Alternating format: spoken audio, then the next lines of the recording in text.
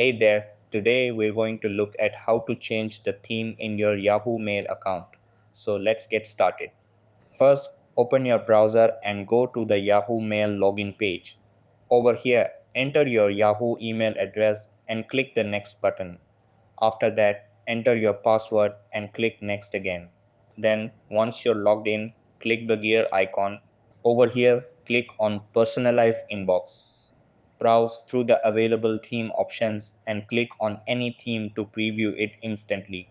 After that, if you want more customization, click on More Settings at the bottom of the menu. Then select Appearance from the left panel. Over here, choose between light or dark mode or pick a custom color for your inbox. Once you're done, just close the settings. Your theme changes will be saved automatically. And that wraps it up. Appreciate you watching.